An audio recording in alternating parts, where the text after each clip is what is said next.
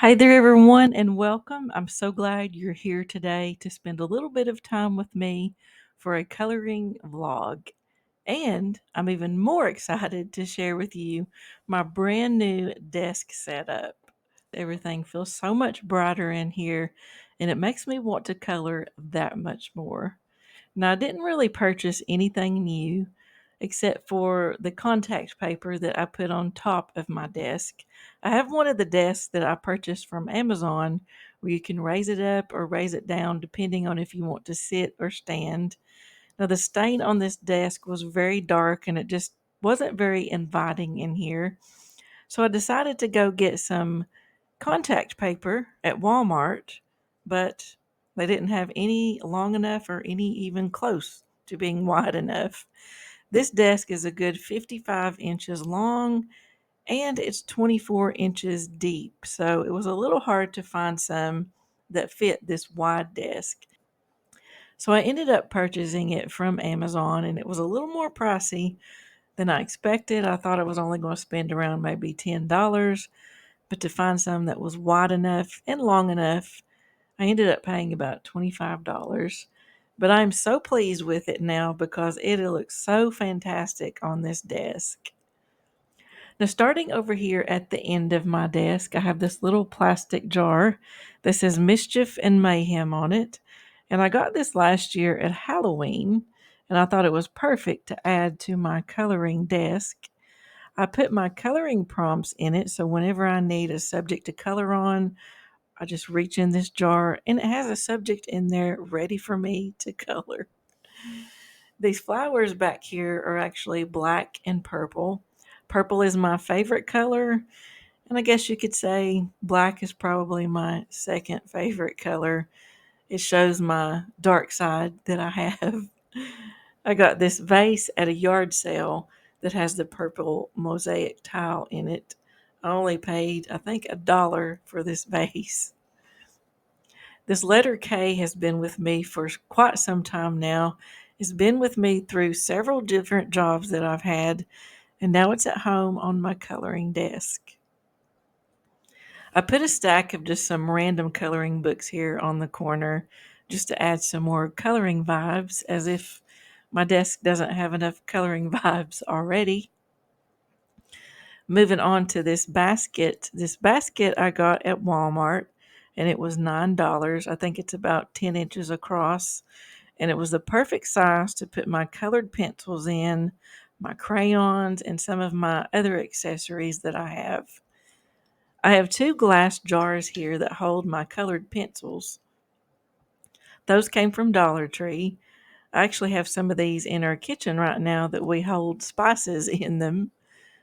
This front container holds my crayons, and you can't color without having a set of crayons around. It was actually a candle beforehand, and after I used up the candle, I put the candle in the freezer to get the rest of the wax out, and it was the perfect size to put my crayons in, and it was basically a free container. I also have a battery operated sharpener to sharpen my colored pencils with. I paid about $5 for this at Walmart. In the back of my coloring basket here, I keep my blending tools. I have some blending markers that I got from Hobby Lobby.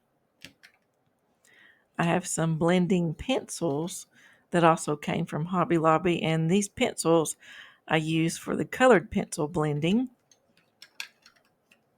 And I also have a battery operated eraser for any time I get outside of those lines on that coloring page.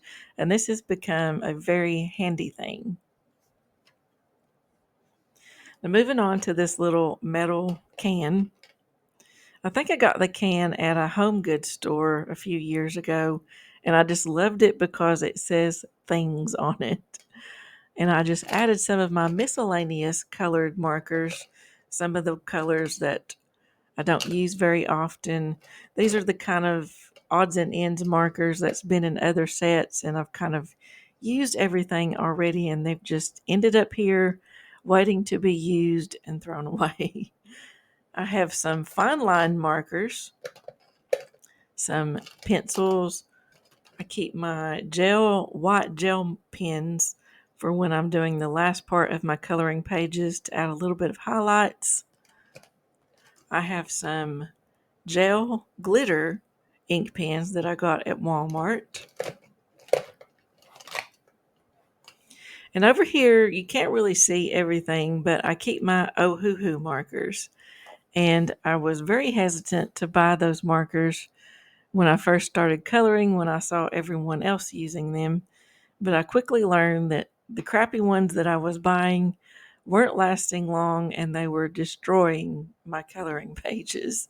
So I finally gave in earlier this year, and I'm really glad that I did because they are a good quality marker. They've lasted way longer. They have such bright colors and they blend so beautifully on the coloring pages. So I have a thicker set of Ohuhu, and then I also have kind of, I guess, maybe a fine line Ohuhu marker set. Both of those I got on Amazon. Looking from the back side, you can see these coasters that I made with punch needling. And then here's a better view of my Ohuhu markers. That's pretty much all that I have on my coloring desk. Everything's just here organized. I can see everything in front of me. It's reachable, and it just makes coloring so much more fun now. Thank you so much for joining me today, and I had so much fun sharing with you all of the things that I use to update my coloring desk. And I hope this motivates you to get out there and start coloring yourself and make your own beautiful coloring area.